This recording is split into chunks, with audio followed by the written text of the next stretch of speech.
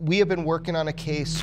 It is 2 years. So 2 years ago, this thing happened, and nothing has come out. There's been no media coverage in the 2 years since. So I got a tip from two bases at the time, but the tip was basically like, something happened and you should look into it, click. And I'm like, oh no.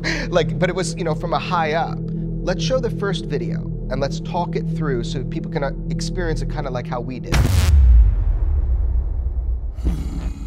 Secrets, cover-ups, and strange phenomena. UFOs and ideas that challenge reality itself. All these mysteries, all this time. Are we ever gonna get to the bottom of these? My name is George Knapp.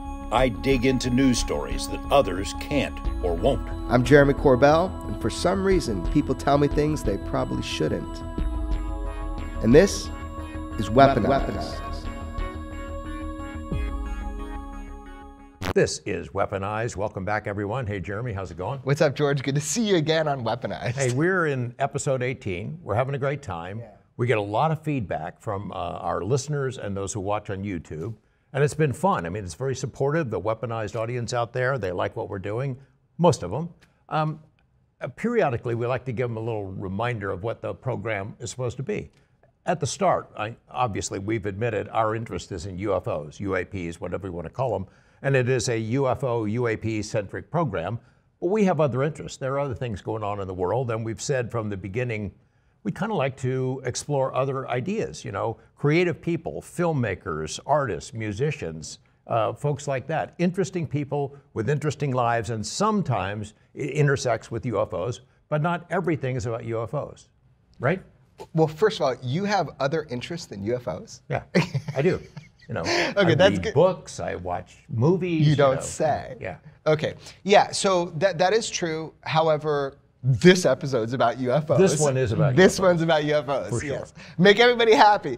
Yeah, it's gonna be a good episode, but before we talk about that, I just want to catch up with you. We haven't hung out in a little bit. You have an explosion of mantises in your yard right now. Yeah. Tell me about that. I can't remember if I've talked about it on this program before, but praying mantises. So I had a mantis that showed up in my yard in Las Vegas. I think it's 8 years ago now, and it actually was in the pool. I thought it was a piece of wood floating in the pool, and I scooped it out and I realized, oh man, it's a mantis. It's a dead mantis, which I just love those little beings. So I put it out in the shade thinking, well, maybe it'll bounce back. Looked like it had drowned. And I go in the house, I come back like a half hour later, that mantis is standing at the door, wanting to come in. Whoa, little guy, hold on a second.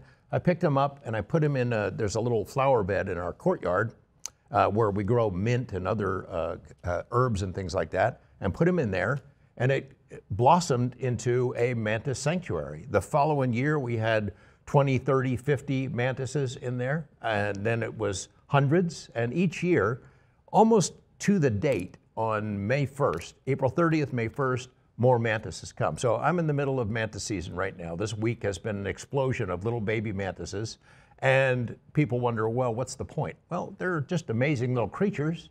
Plus, we've heard some stories from mutual friends of ours, Stuart. That's what I was gonna ask. So yeah. Stuart Davis, he runs a podcast called Aliens and Artists, or Artists and Aliens? Right. Artists and Aliens. Right. Yeah. And he had an experience on the New Year's Eve with an 8-foot-tall mantis. And a lot of people have said they have these mantis alien encounters. I don't know if they're real or not. I don't know if they really do look like 8-foot-tall mantises, but why not cover your bet? So I'm thinking it doesn't hurt to be nice to these praying mantises, just in case the alien overlords decide to land one of these days. But I dig them. Anyway, this is a really big week. We'll put some images up maybe of these mantises as they come out. It's like they put these little egg, they look like condo towers, mantis condo towers, and then 50, 100 of them come up out at the same time, and they're amazing. I mean, I don't know much about it. All I know is that if I get 50 texts from George Knapp, it's going to be cats, mantises, or UFOs, like that, or air conditioning problems. It's going to be something like that. Those are my interests. Okay. Well, the mantises, by the way, they're fucking brutal, man. I mean, are they the ones that like mate and then eat their mates? Yeah, and I think these little baby mantises, if there's nothing else around, they probably eat each other. That's where a lot of them end up going. I've been seeing all these videos online of mantises devouring like entire spiders or entire animals. Anyway, Lizards, yeah, birds, yeah. That's freaky. If the planet was run by mantises, we'd be screwed, man. Well, it might be run by mantises. We just don't know. On the UFO front, yeah, a lot of news this week. A lot of things happen. Our mutual friend, Dr. Gary Nolan of Stanford University, gave an interview. He has made these kind of statements before, but it was on a new platform, and it gained a great exposure, where he made definitive statements that some kind of alien intelligence, I think he implies it's ET, is here. It's always been here, and it is here now. And he made reference to whistleblowers, some events in Washington, D.C. of the past week that some bombs were dropped. You and I interact with whistleblowers, some of the biggest ones that are still to be made public. I wanted to get your sense of what you made of Dr. Nolan's remarks. Yeah, so first of all, for people who don't know who Dr. Gary Nolan is, he's a hell of a guy. I remember we were in Alabama, and we were there for a conference, you and me, and I was pressuring him, come get a whiskey with me, come get a whiskey. I didn't think he'd show up. Man, he showed up. So he's a hell of a guy. But what people need to know about Gary is that he's a scientist, that he has been interested in this topic and forward speaking about it for a long time. Additionally, this is a guy that has clearances and contracts with our government, and he did do in-depth studies on the human brain on military individuals that had close proximity to UFOs. This is under OSAP, which you've told the world about for many years now. But with Gary, he's really had a front row seat to what was secret at one time about what is going on with the human brain when people have close proximity encounters with UFOs. So when someone like that speaks, it's not frivolously. We know he has good sources. As a scientist, we know that he's had good connection to this subject. So I was really taken aback. He said this kind of thing before, but it was like, wow, he really threw down. So mad respect for Gary Nolan. What I did hear in that is that his confidence that the UFO reality is real, that these are machines from somewhere else, that we don't know who's operating them, but also about whistleblowers. He made a statement, if I recall, that he says not only are people coming forward, but they've told locations of where this hardware, this alien hardware, straight up like Bob Lazar talk, this alien hardware, where it is. And I can confirm to you, and you can confirm to me, that we know this to be true, that this has been presented to Dr. Kirkpatrick, at least presented to him. Can he follow up? Can he make sure these are valid claims? I don't know. I still am very skeptical if he can do that. But we know that some of the witnesses we've spoken with, that they have conveyed within the classified setting where the frickin' hardware is for this UFO technologies, and that was huge. He also said or the little bit that I saw from that is, well, let's just stop there. Alien hardware locations. So the question is, how much of that information has already been conveyed to Congress? Right. And what will they do with it? Expectations, of course, are high right now. People think this is the year. You know, we've only heard that for 50 years or so, that this is the year that disclosure, it's all come busting out. And I appreciate the optimism of UFO world, but again and again, it's been Lucy in the football. Just when we think things are going to break, you know, the rug gets pulled out, the ball gets snatched away. I think that there is definite progress in the past 5 years, 6 years now, since that New York Times story came out. A lot has been learned. The public has learned a lot. Congress has learned a lot. But it doesn't necessarily mean what our public might have in mind for disclosure is imminent. There are still some big hurdles to be overcome. Let's say you have whistleblowers who will tell Congress, this is the building where it is. A, do you have the authority to go in and get it? B, is it still there? C, even if it is there and you get it and you confirm that it's real, the testimony is real, what do you do with it? Does that mean you can release that info? Maybe not, because of national security considerations. And even if you can do that, does it move the needle? And I don't know the answer to any of that. Yeah, neither do I. I've been staying away from the Twitter wars and that kind of thing, but we have some friends. So Danny Silva texted us the other day on this thread with Joe Murga, and also I like to call him UFO Jesus, but our friend Ryan. And Danny said, you know, why aren't you guys, what do you guys, you guys are the only ones not saying there's some big UFO bomb about to drop. And I was kind of like, what UFO bomb? I don't know what's gonna happen. I don't have a crystal ball, but I guess a lot of people have been coming forward and saying UFO disclosure, it's imminent, it's gonna happen in the next year. Man, I never make those predictions. Just even trying to deal with hearings right now, trying to get the right witnesses, you know, to be there.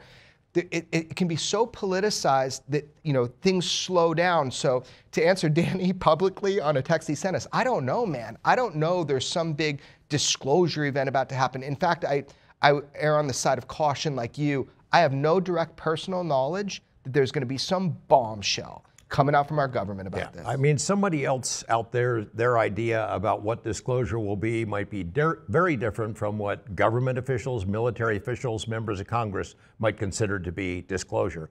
If they would go as far as to saying there is an alien presence, a non-human presence, these are machines flying around that are not built by humans, that would be huge. Yeah. I'll believe it when I see it. I mean, that would represent a profound change and a profound statement with far-reaching ramifications from our government if it was ever made. But man, we already are at a point though where Congress, Senate, everybody's excited to protect whistleblowers, to get this information for it. So at least there's the intent right now, and that has been a big change, is that this forward-facing questioning, people are talking about having like a church-style committee to really get into, you know, where the hardware is being held, or the bodies, right? I think that is like huge progress that we are at this point now. Can Arrow move the ball along? I don't know, but I do feel optimistic still, George. I feel optimistic that we are in a different world now where this stuff is being talked about. Well, I'm optimistic that progress has been made and progress will be made, but to get to the point of where somebody might call it disclosure, I am not optimistic about that. There are so many built-in hindrances to that. The national security apparatus, the national security considerations are part and parcel of this technology. If it is from somewhere else and it is advanced and it has incredible military capacities, then there are going to be limitations on what can be said publicly. There's just no getting around it. Well, agreed. So, but we have people that have been champions. So when we see these public hearings, there have been some people that have, you know, stood out, like Representative Gallagher. He asked some incredible questions at that open hearing, the previous one, so 2 hearings ago. The fact we're even having hearings is cool. But we've also had conversations with people. Let's give some props to some people who have been fighting a little bit. Tim Burchett. Yeah, Congressman Burchett has really stepped up and said, you know, we want to get this information out. We want to make sure what's going on.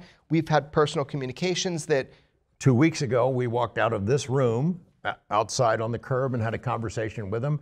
He's in it for the long haul. This is not just a fad for him. He told us that he's been following this like since the Art Bell days on Coast to Coast AM, and is deeply committed to getting to the bottom of it. I mean, he's a flamethrower. That guy does not pull punches, but his interest is deep. I mean, his knowledge of the topic is deep. Yeah, I don't know a lot about politics, but what I do see is that across the board, on both sides of the aisle, that people are at this point getting more informed and eager to get witnesses right there in open congressional hearings. So all I'm going to say about that is that I have high confidence that we are getting to a point where the public is going to see that.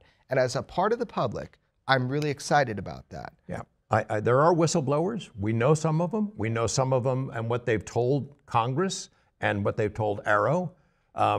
They've talked about legacy programs, where things might be.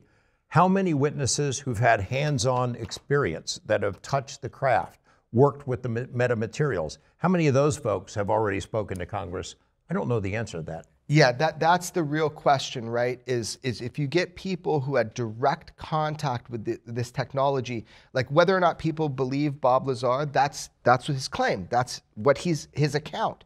So the question is, how many people have had enough access to really bring that forward in those settings and put people on task to be able to go figure out, you know, is this true and where is it?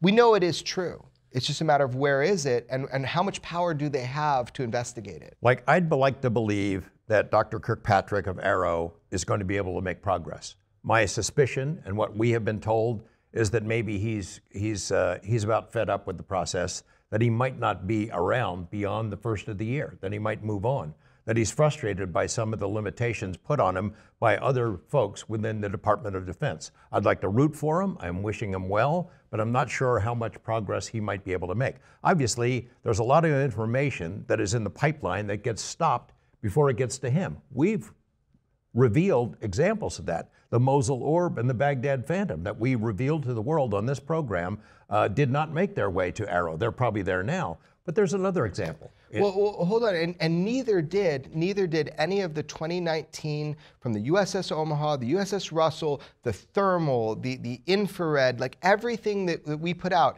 None of that had gone up the proper chain of command. I'm really hoping that was healed in some way, and we have something more that I think we're going to do, but I want to go back a little bit to just catching up with you. So I know that you brought the Skinwalker Ranch story to the world. You brought the OSAP story to the world. We'll talk more about that later, but a lot of people didn't understand that there was a UFO, I call it a mother program, that handled everything for $22 million, and you broke all those stories. One of the things that I think is exciting is there's a new project that is happening around the orbit of what you did. Can you give us all a hint? Yeah, so as I've explained on this program and in other interviews, my interest in Skinwalker Ranch started in the mid-90s, not long after Robert Bigelow and his NIDS team took up residence on the ranch. They started studying the ranch, had all these incredible experiences, UFOs, cryptid creatures, poltergeist-type activity, cattle mutilations, you name it. And they would let me in on some of it. I was like a fly on the wall for a lot of it, but could not report it. Around 2000, I finally convinced Mr. Bigelow to let me go on the ranch, took a photographer, and intended to make a film. After visiting there 8 or 9 times, I think, and shooting video, Mr. Bigelow changed his mind, thought the film would be a bad idea, turn it into the Area 51, a paranormal site, to be overrun by crazy UFO people, and he was right. Yeah. He was absolutely right.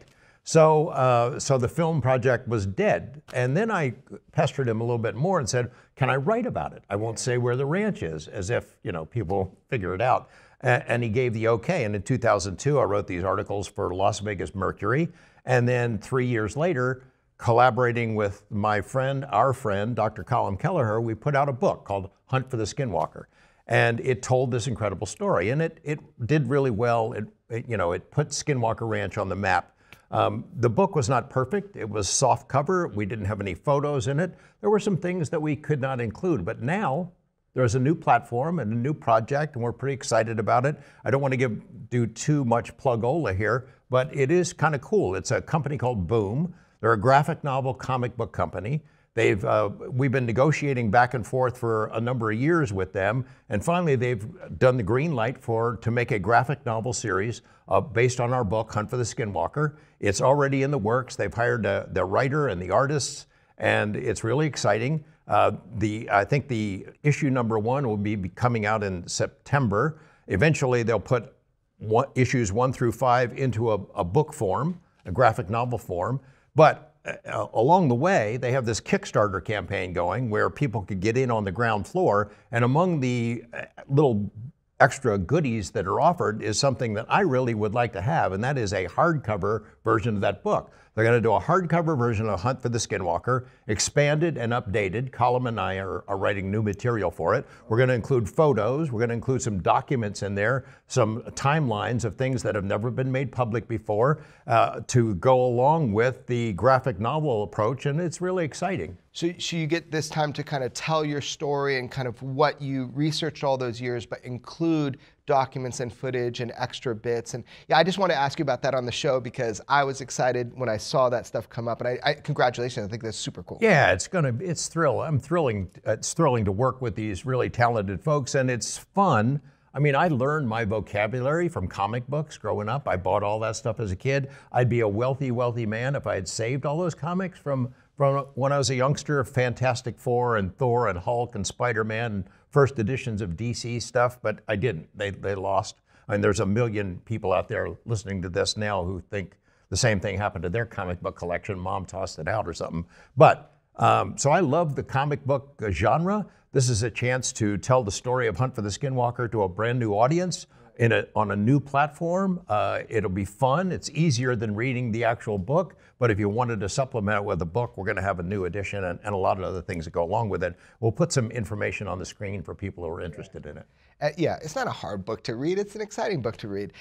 Anyway, so listen, today what I was thinking, man, is we know that there has been this kind of disconnect of events that occur and then getting them kind of not only out to the public, but kind of up to the chain of command, like getting stuff to Arrow and getting it there in the right place. So I think we should, we have been working on a case, it is 2 years. So 2 years ago, this thing happened and nothing has come out. There's been no media coverage in the 2 years since. When this first kind of came into my awareness, it has not been exposed to the world, but why it was important is because it was at a military base.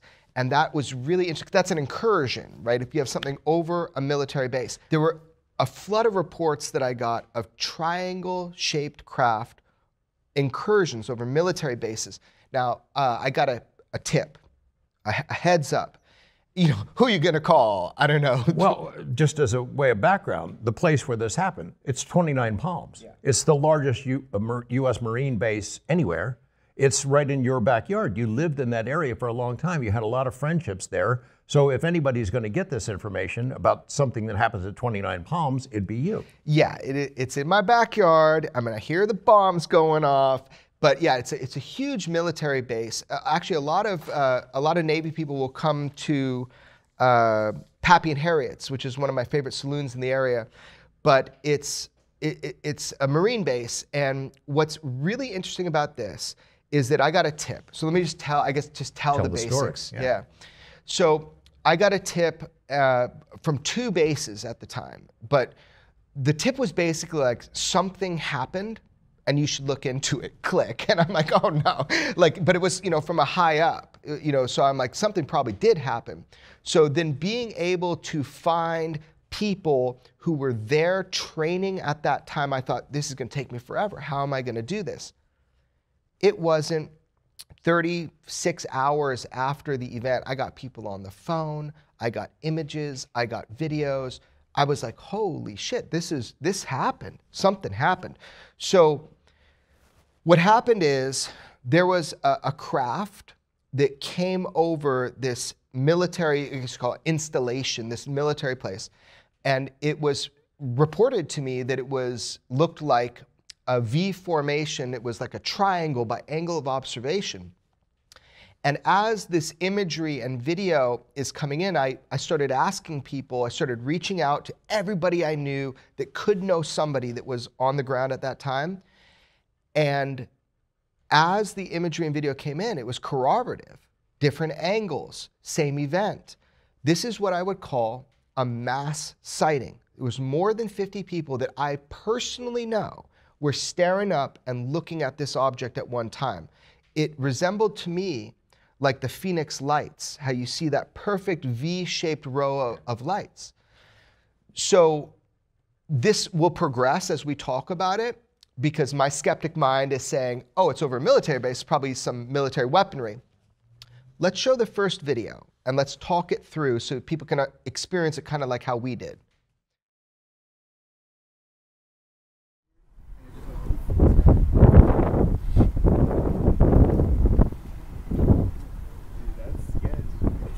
What is...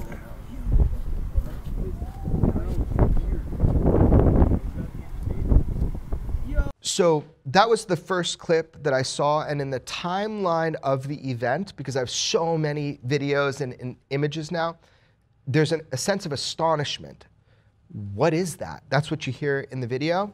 And the thing is, somebody was just standing outside and this thing just appeared And in actuality, they could see the body of it. In the footage, you can't see the body because it's like, an iPhone sticking up towards the sky. But that was the first video. It was kind of like not a lot of people were outside of the barracks at that time. And it was just like, what is that? And then suddenly there's a little hubbub, and you hear murmuring and remarks, and the crowd outside looking at this thing gets bigger. Yeah, so the word starts spreading, hey, come outside, check this out. But that had already been up in the vicinity for maybe 4 minutes by the time the first video is being taken. So, they grab their cell phones, they start videoing the sky. And again, it's black on black. So I'm like not that impressed because it's like you can't see that much. But as the crowd starts forming and everybody's looking up, that's when you start, hearing people kind of get more excited. So let's check out the second video. Yeah, the audio is great too. Yeah. Those are not aluminum rounds because aluminum rounds fall. And nobody shoots in a 5-gun section. This is crazy. No, you can see like an outline of something. Yeah. My phone. It's moving. Fucking good enough. Take What me you got? to your leader. Oh hell no. Yo, we got aliens out here, dog. My phone camera says. Yo, this is fucking weird. We got UFOs outside. Yo, like everyone's out here. These are U.S. Marines. They're among their buddies. They're the toughest guys in the world. And it's kind of, sort of, you can sense a little bravado there. It's aliens, and I'm not afraid of it kind of implied thing. But obviously they can see that something unusual is underway. Yeah. It was, so from all descriptions, from everybody that I've talked with that was actually there on the ground, it was really kind of like chill at first. And then as people were coming out, you kind of hear, well, it's moving. So apparently this craft, it was just slightly moving, but it was mainly paused in one place, but there was zero sound. And so this thing is there, and people are kind of being like, oh, it's aliens, it's UFOs. They realize that it is different than anything that they had seen before. They also, you hear them say, those aren't flares, and nobody shoots in a 5-section, whatever they said, I don't remember the video. But they're basically trying to figure out what it is that they're seeing because it's a little bit different than something that they've seen before. But it kind of increases. More people come out. There's a lot of excitement. So there's a couple more videos I want to show you and see what you think about these. So next one, let's do that. Yo, I'm about to be one of those crazy old motherfuckers. What is this shit? You're gonna see me in my basement stuffing the sword behind us.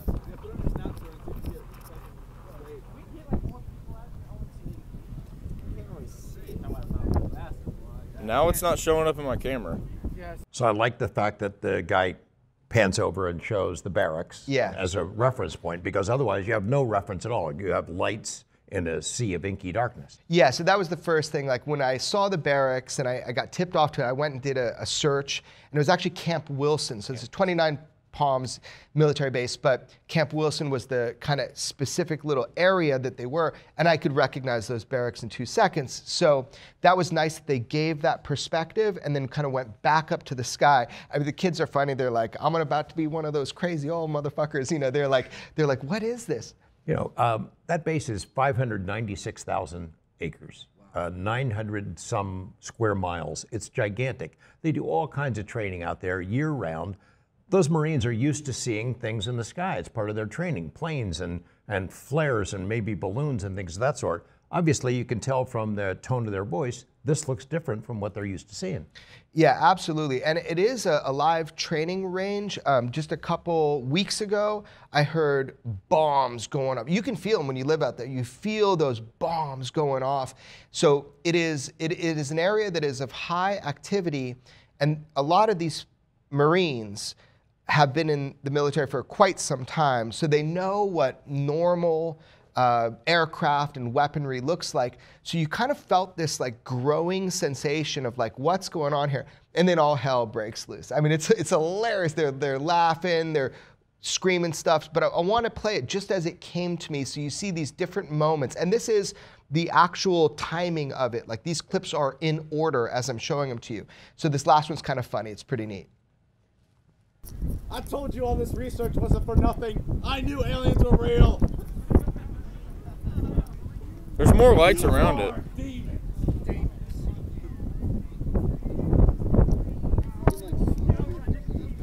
I love the color commentary that goes along with this. A couple of questions come to mind.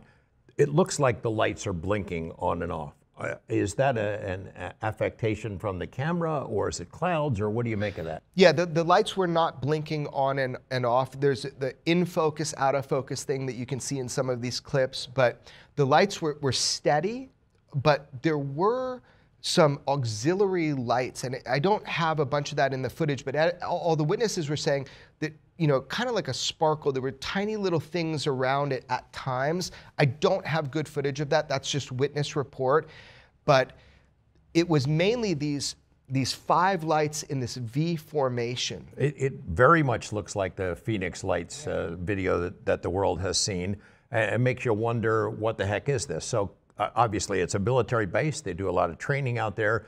Why not flares? Couldn't it be flares? Because that's the explanation people will come up with for this kind of a thing. Right. So the object was sitting there. So I'm not going to say object anymore. It was a craft. The craft was sitting there, and it was the eyewitnesses could see the silhouette at night. You know, you heard it in one of the clips. They could see a silhouette of the triangle by angle of observation. Some people would say a pyramid if it's 3-dimensional. But anyway, so don't even go there. Don't even go there. It's a triangle by angle of observation.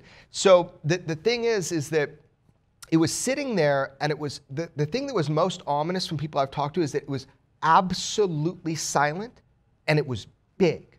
And the size of it. Now you're asking about if it was flares. That's a very common. First thing I wanted. That'd be the first debunking tactic that we used, right? Yeah. So you heard in an earlier piece, nobody shoots in a 5-gun row, or whatever his exact words were. He was saying that when you're dropping flares or something like that, you have a pattern that you create. It's never like that. But here's the issue. The issue is these lights were a totally different color than flares. These were more reddish. When you have like lumen flares, which are illuminating rounds that you shoot up to highlight and illuminate the area, totally different color. It'd be great if you had a comparison, a side-by-side comparison. That would be lumen great. Flares for, you know. That would be great, but also I just want to say also flares descend, right? So there's a rate at which they descend. They're on parachutes. So this was not flares. This thing sat up there absolutely still. Maybe a tiny little forward movement at one point.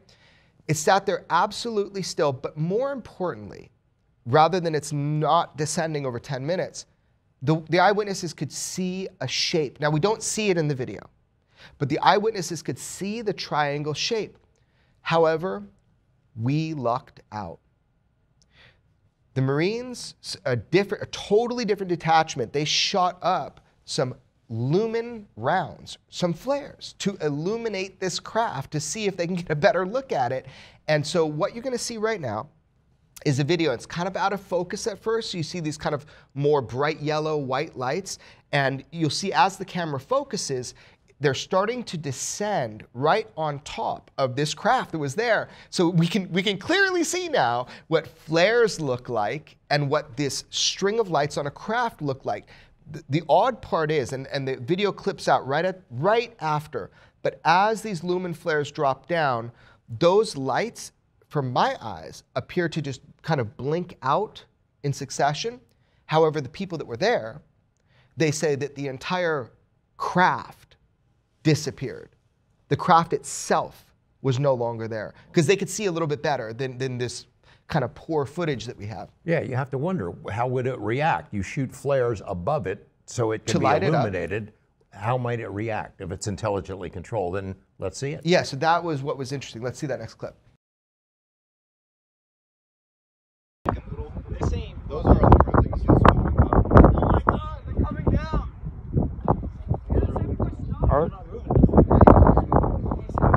You sure? Yeah, I can see. I didn't know Artie could shoot that fucking high. But those things look like they're getting further away.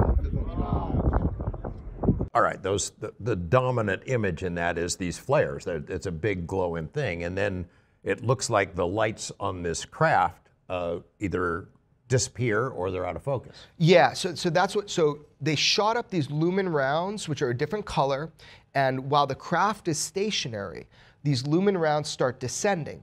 Then what happens is, as it's getting close to that craft, what I see is that the camera is going just a little out of focus, and that's right where the clip ends, but everybody there said it was gone. Like it's as if it just blinked out. It was no longer there. So we don't have that footage of that exact moment. I don't have it yet, although there were a lot of people there. So, hey everybody, if you have more footage, send it our way. Well, that's an interesting point, is that you and I were in communication. You're sharing with me as this process is underway. You're trying to get as much info, as many images as you can, and you're encouraging these guys to send it. And you got a heck of a lot.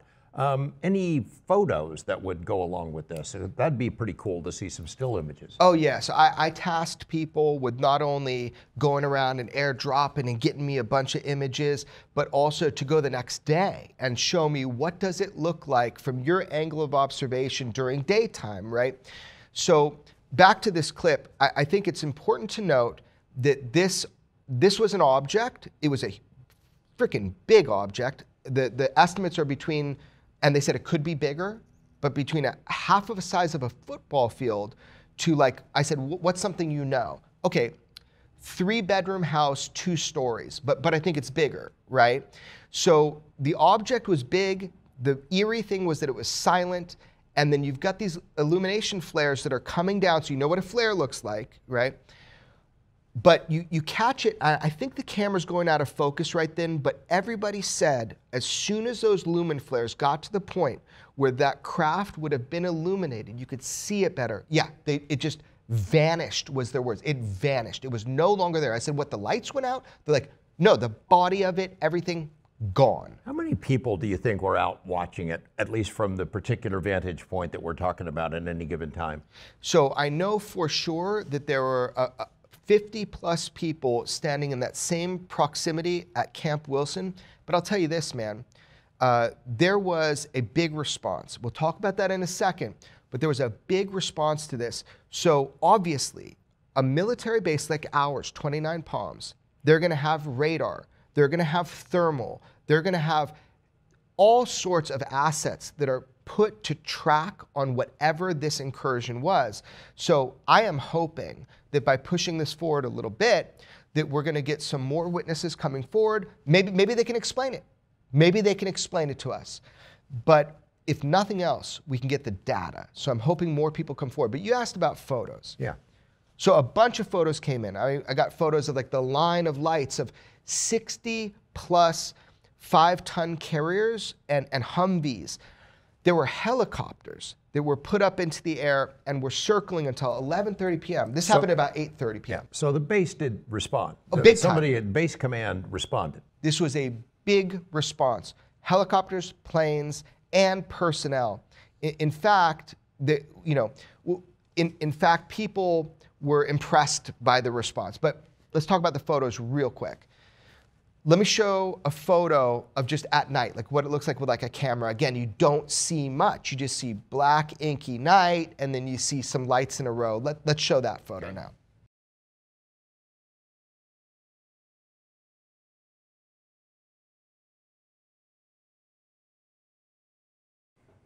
I mean, that photo is pretty cool. There's a building from Camp Wilson right there, and that thing is clearly in the background of Camp Wilson. You still can't really make out the shape from the photo, but they're in proximity. You get a general idea of it. Yeah, so for me, it's like the cumulative stuff that was coming in. So I get people in higher command telling me, there's an event, you should go for it. I'm like, okay, cool. I don't know anybody right now, you know, but I was able to figure out, and through friends and whatnot, bam, got a bunch of people. I knew it had happened. I knew it was there, but getting that one image was pretty cool because it really sets the position. It sets the location. But I was like, man, I wish there was a better image, you know? And I know, like with your iPhones, with the iPhone 11 or whatever, you can get low light photos. Yeah. And man, all of a sudden, I was impressed because one of the photos that came in to me was from a buddy of mine, and it had a low light function. And you could see the shape of the craft. Yeah, this is the coup de grace here. Yeah, I think this gives weight to the whole thing. You have video, you've got this whole kind of network of people. This is a mass sighting. I don't want to back up from that. Look, this is a great sighting. Let's figure out what this is together, because this has so many people with cameras and eyes on. But this last image really showed me, hey, there's meat on this bone. Boom. Yeah.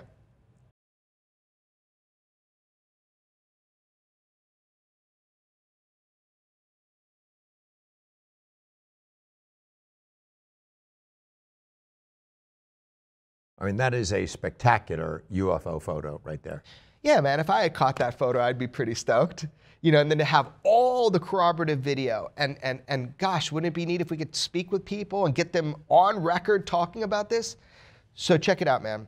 Why that photo to me was kind of like, okay, I should really pay attention now, is because that was just one of the people standing there that had the low light function on their phone, and what they described to me is that we could all see, or we could, most of us could see the shape of what the craft looked like, but that one photo showed it. It showed the triangle by angle of observation.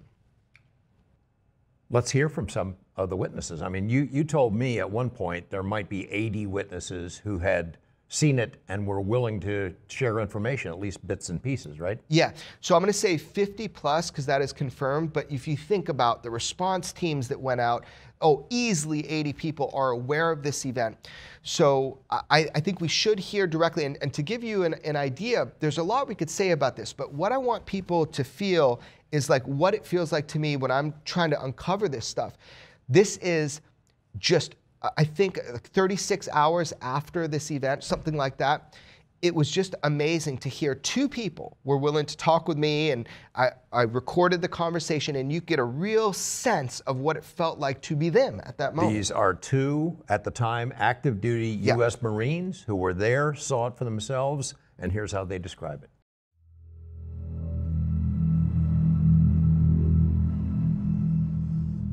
So I'm a mortarman, and he's artillery. What are the facts, man? Like, what base? Which Marine base? And what time was this? 2 nights ago, it was roughly like 8:25-ish at night. It was near 29 Palms, California. So I don't know if you're familiar with the base at all, but Camp Wilson is attached to 29 Palms. It's like a one-way road in and out of the camp. One of my buddies was outside, and he was looking in the sky, and then it just kind of appeared out of nowhere. And we all came out and looked, and then slowly, like 50 plus people started coming out and looking. Those lights appeared out of nowhere. Obviously, a lot of people saw this. What did people think? They were just kind of like baffled. Nobody could recognize it. I mean, we're all in the military, so you'd think we'd... This happened in a number of places. I've got reports from other people, they're coming in. The video you sent me, was that yours? Yes, that was mine. That was from my iPhone. And the photo, was that a still photo or pulled from the video? It was a still photo. If you look in the picture, you can see like a black triangular shape. Why are these not flares? Because they stayed there for a solid 10 minutes, just in the same spot. And flares don't sit in one spot for 10 minutes? No, they fall. So you personally know that these were not flares. Do you believe this was a craft? Yeah, I would have to believe so. With the picture I took with the black triangular shape underneath the lights, it's definitely not any type of like flare or illumination rounds or anything. I didn't mean to butt in, but I work with artillery, and we shoot illumination rounds out of our arty guns into the air to illumine infantry guys. And this was nothing compared to what that is. Like, this was something none of us had ever seen before. It was a completely different color. The size of the illumination was different. And when we shoot illumination rounds, it's one, you shoot it in the air and let it drop, and then you shoot another one. This was like, obviously you've seen the picture, this was like 5 right next to each other, and they're kind of reddish, and our loom rounds are like a yellow-white color. So this was a craft. Was it hovering, stationary? Was there any sound? Well, there was absolutely no sound. No sound, but it was definitely stationary. How big was it? Estimate to me, how big? Compared to one of those stealth bombers, the size. Well, hold on. Stealth bombers can't hover. Exactly. That's why I can compare it to that, but that's how I know it wasn't that. I would say the size of like 3-bedroom house. I don't know. Maybe bigger. You said that there were like objects that came out and like circled it right after, and then it went dark. What do you mean? So right before they went out, the aluminum rounds popped off over top of it. Those 2 orange lights, the actual aluminum rounds that went up over top of it, and then after that it disappeared, like just straight went black, and then helicopters started like hauling ass towards it, and they went like in the direction of it, and then they started circling the area. These helicopters were circling for a good bit afterwards, and there was a convoy as well that went out. It was like a 60-plus truck convoy that we saw go out as well. We were taking pictures afterwards. It was just straight black. It just disappeared. What do you think you saw? I couldn't tell you. I just know it's not anything that I recognized or any of my close friends could recognize either. So I don't think it was anything U.S. military. Definitely some type of UFO, and the government was trying to look for it after it disappeared. I'm just trying to figure out what the hell that was. This is a highly documented event. We just don't know what it is. Yeah. Like through exercises, we've worked with a lot of people who use different type of weapons. So I've never seen anything like it. A lot of questions. So at least 50 witnesses, probably closer to 80. A lot of those guys took photos and videos. Did anyone come asking for them? Did our commander say, hey, did you guys get videos of this? Can I have your photos? Did any witnesses get interviewed? They mentioned a base response, that vehicles, helicopters, things of that sort. Describe that part of it, how the base responded, and then the follow-up, whether there was any. Right, so these guys were not part of the response, but they saw a massive response. No, they weren't shaken down. I hear this all the time when I'm looking at a case, investigating a case. I've talked to you more than I have my commanders or any intelligence agency. You know, I think I just got lucky, man, that I got the tip off, and you know, the idea that I could, you know, get hold of people on the base. It was kind of an impossible task, and then collect all the visual, collect all the data. But this was a big event in that there's silence about it now, and people are left with these huge questions. So there was no official response that I am aware of at this time. In fact, I know there's some denial. And so that's, with the footage, it's going to be really hard to deny that this event happened. They scrambled vehicles, they scrambled aircraft. Obviously, someone in the command structure of that base knew that this had happened, and they reacted. Yeah. But they didn't follow up as part of an investigation. So you have to figure, they've got sensors, radar, things of that sort. They detected something was up there in the sky. I mean, as we've talked about, I think this is why it's an important time to put this out. I've been doing as much digging as I can for the last 2 years, but now this event happened. This is something Aero should know about. This is something that was a mass sighting of a UFO, an incursion over a military base. This was a craft, and you know, that information is not being properly passed up. That's why journalists, like, we get information sometimes, you know, better briefings than Congress and Senate. It's a shame.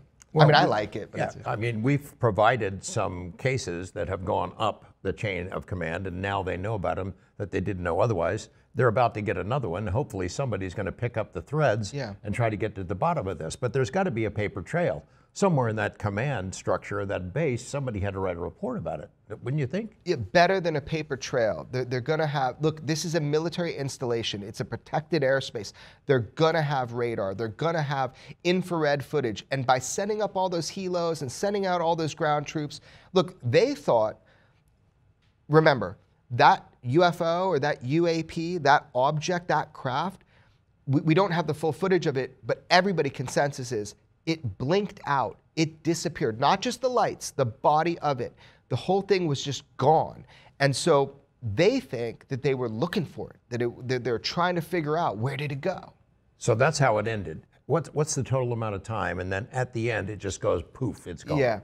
It was 10 minutes in total, because there was an individual watching, just standing outside. The thing just, in quotes, appeared, watching it for a little bit. First piece of footage, someone starts filming it, and we have footage all the way through 6 minutes. I actually have some infrared footage, but I'm trying still to get the original footage of that, because that's another layer of information that we can, visual information we can see. But look, man, this is from a bunch of trained Marines. They've never seen anything like it. The thing that was really eerie to everybody was the silence. Yeah. To have something that big appearing and sitting there, and then to have this response of let's illuminate it, let's look at it, and then it blinking out or just leaving? Well, you could say, you know, they got some really big balloons, but a balloon can't disappear like that. Yeah, look, let's let the debunkers give us all the ideas of what it could be. Right. And I'm also not saying I know what it is. What I'm saying is you got trained military individuals. This should be a highly documented case other than just cell phone imagery. And to me, it was pretty astounding. It really looked like the mass sighting of the Phoenix Lights. I don't know the exact size of it or anything like that, but to have that many witnesses, and this is the power. This is the power of iPhones now, and you know, people being able to call journalists that this information could come forward. Did anybody fire on it? Did anybody shoot a gun or, you know, anything like that? No, so there are rules, right? Yeah. So like the rules of like kinetic action, so opportunity, intent, and capability. So I think mostly it's about discovery. I think that's what the lumen flares were about, was just getting eyes on and seeing what this is. But yeah, that response after kind of haunts everybody. It's like, what, you know, who knows what they were looking for? There's got to be people that know what exactly happened that night. Now, our military, our base there, they can deny it all day long up until today. Today, they can't deny it anymore because there's footage of it and we have witness testimony. And 2 people, there's a lot more people. Yeah. No media coverage so far. No. This is the first mention of it anywhere. How would they? How would the media ever know about it? So basically, the U.S. Marine Corps should produce a report on this. Maybe there's one that exists at that base that's still sitting there in somebody's drawer and it never went anywhere. It has not gone to Arrow. We've shown it to some other people that we know that had not seen it before, who are familiar with this terrain.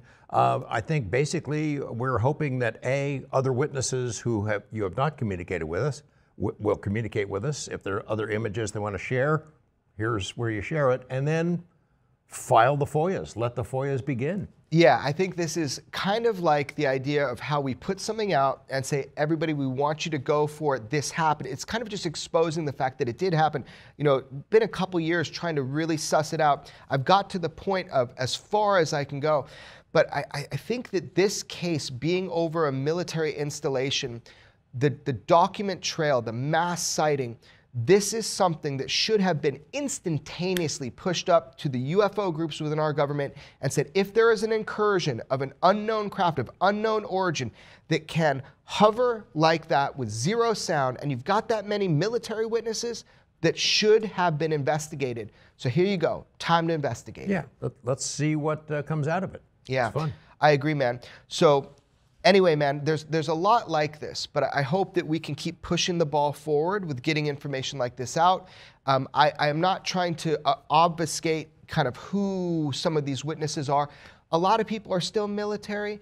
A lot of them don't want to be involved, but there are some people that are out now, and we'll talk. And I think in the future, having one of the eyewitnesses explain to you exactly what they saw, I think that's really important. I got one guy in particular that I'd love to have on and explain what happened that night. But right now, I think it's about the data, and I want this information out and see what people can figure out and find out. Yeah, folks out there, let us know what you find out. And if you file a FOIA and get a response, let us know. If you were on the base at that time 2 years ago today and have additional information, we're all ears.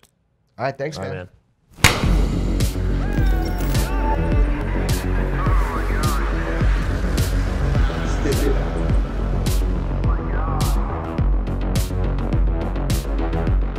Never have so few had so much to tell, but could say so little. Follow and listen to Weaponized, a presentation of Jeremy Corbell, George Knapp, Dark Horse Entertainment, and Cadence 13 Studios. Available now for free on the Odyssey app or wherever you get your shows.